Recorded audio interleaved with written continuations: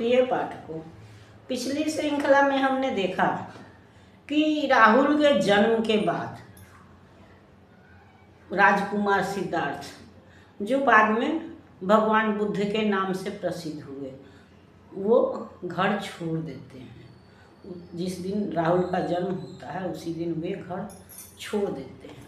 और हम यह भी जानते हैं कि हमारे यहाँ की यह परंपरा की है कि हम कभी आते हैं या जाते हैं तो लोगों का अभिवादन करते हैं, उनसे मिलते हैं या विदा लेते हैं।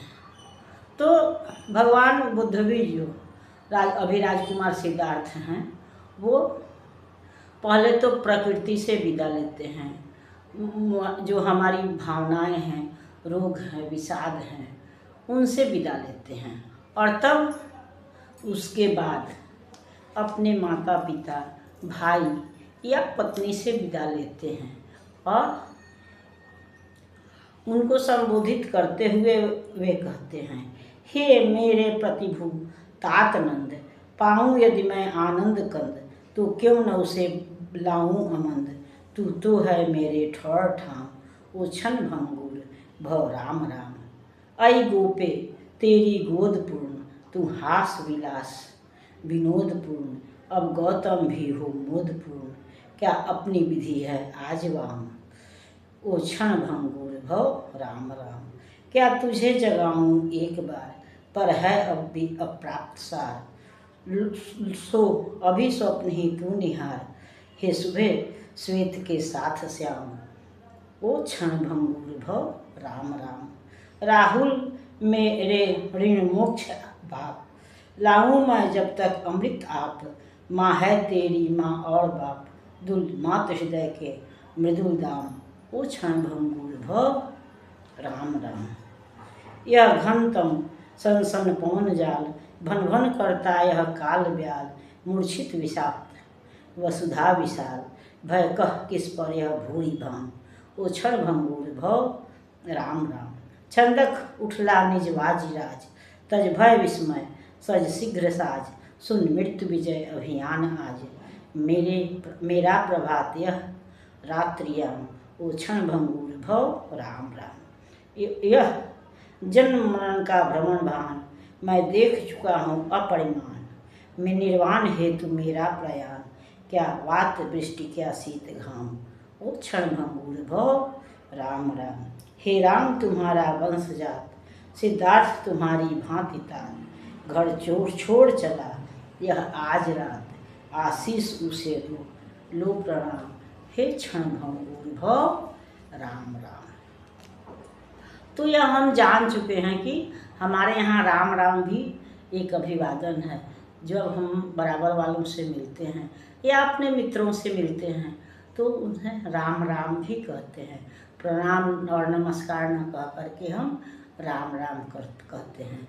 तो वो अभी जो है भगवान बुद्ध जो है वह इस संसार को, भव को संसार कहते हैं, इस संसार को ही राम राम करते हुए कहते हैं कि यह संसार जो है यह क्षण भंगुर है, कब यह नष्ट हो जाएगा यह कहना मुश्किल है।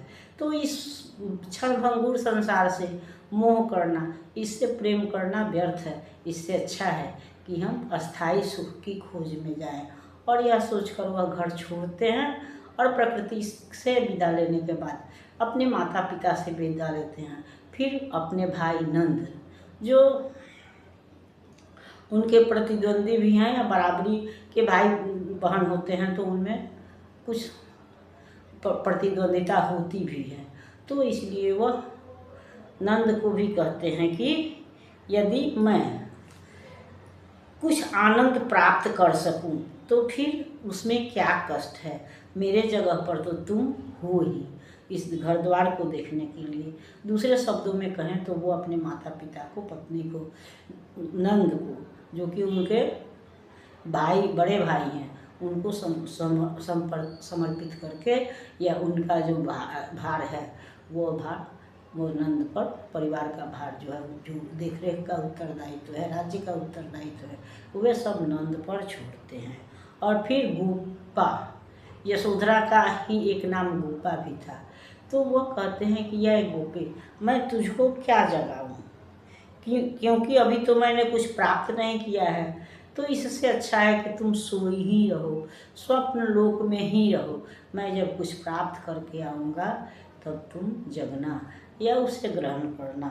फिर वह राहुल से कहते हैं कि जब तक मैं वह वस्तु जिसके खोज में जा रहा हूँ, जिस आनंद के खोज में जा रहा हूँ, या मैं जब तक वापस नहीं लौटूंगा तब तक तुम्हारी माँ भी है और पिता भी है।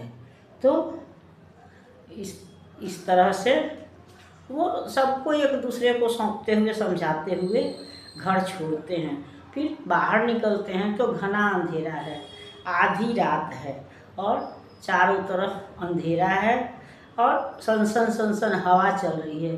जब किसी तरह की रोक नहीं होती है, कोई रुकावट नहीं होता है, तो हवा भी ध्वनि भी तेज़ तेज़ चलती है। तो दिन में तो हमारे यातायात के साधन या हमारे आने जाने से प्रकृति भी थोड़ा सा विचलित होती है, बाधित होती है, लेकिन रात में ये प्राकृतिक शक्तियाँ जो है वह तेज हो जाती हैं। क्योंकि जो इस मनुष्य लोग के, जो मानव लोग के, पृथ्वी पर के जो जीव जंतु हैं, मनुष्य है, पेड़ पौधे तो अपना काम करते हैं, लेकिन मनुष्य और जीव जंतु जो है वह सो जाते हैं या यातायात के साधन बंद हो जाते हैं। तो हवा को, सुगंध को या ध्वनि को साफ, कहीं कोई रुकावट नहीं होती है, इसलिए वह हमको स्पष्ट सुनाई पड़ती है और दिखाई देती है। तो वे कह रहे हैं कि फिर छंदक को जगाते हैं। छंदक उनका सारथी है। जिस तरह भगवान राम के सारथी सुमंत थे, उस तरह से छंदक जो है वह भगवान बुद्ध के सारथी हैं। तो और सारथी से कहते हैं कि तुम अब बाजीराज यानी कि घोड़ा अश्व ले आओ, क्योंकि आज मैं सर धर्ज के कहाँ जा रहा हूँ, मृत्यु पर विजय प्राप्त करने जा रहा हूँ, मानवीय भावनाओं पर विजय प्राप्त करने जा रहा हूँ।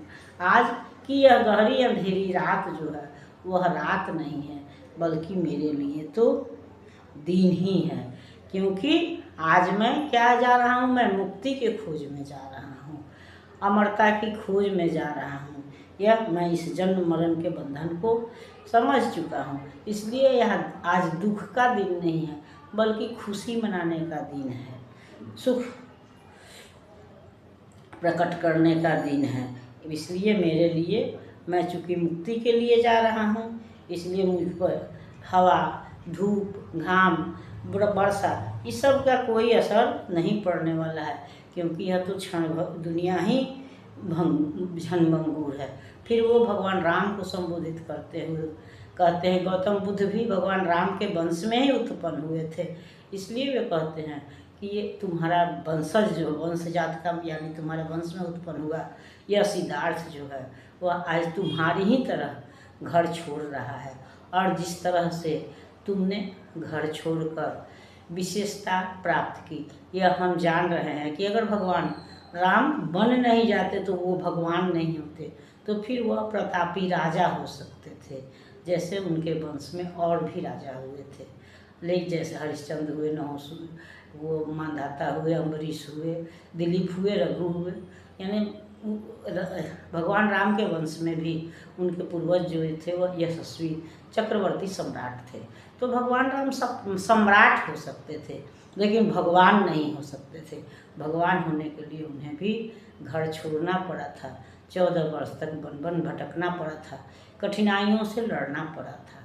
तो इसी तरह ये जो सिद्धार्थ हैं, जो आगे चल के भगवान बुद्ध होते हैं, तो वो भी कहते हैं, या हमको वही बात है कि बिना कुछ खोए, बिना परिश्रम किए हमको कुछ भी प्राप्त नहीं हो सकता है। बैठे बैठाए हमको कुछ नहीं मिलेगा, इसलिए अगर कुछ हमको पाना है तो परिश्रम तो हमको करना ही है। तो इसलिए भगवान बुद्ध भी घर छोड़ते हैं। और अपने सामने यह भी है कि हम अगर कोई काम, विशिष्ट काम करते हैं तो अपने संतोष के लिए, समाज के संतोष के लिए, वो हम आपने आया, हमारे सामने एक आदर्श होता है, एक उदाहरण होता है। तो उस तरह से भगवान बुद्ध को भी लग रहा है कि भगवान राम ने भी तो घर छोड़ा था और घर छोड़ करके ही वो भगवान बने थे। इसलिए मुझे भी अगर प्राप्त करना है, मुक्ति चाहिए, कुछ विशेष चाहिए, तो मुझे घर छोड़ना है। और वही वो भगवान राम को संबोधित करके कहते हैं कि आज मैं घर छोड़ रहा हूँ, और इसलिए अब मेरा अभिवादन स्वीकार कीजिए, हमको अपनी कृपा दृष्टि दीजिए, आशीष दीजिए, मेरा प्रणाम स्वीकार कीजिए। मैं अब जा रहा हूँ। और इस तरह से वह इस क्षणभंगुर संसार से, इस क्षणिक दुनिया से विदा लेकर के, संसार से या सांसारिक जीवन से विदा लेकर के वह संन्यास की ओर प्रवृत्त होते हैं, वन की ओर प्रस्थान करते हैं। फिर अगली श्रृंखला में हम इस पर विचार करेंगे। तब तक यह श्रृंखला आपको पसंद आती है तो इसको लाइक कीजिए, सब्सक्राइब कीजिए। मिलते हैं अगली श्रृंखला में, तब तक के लिए धन्यवाद।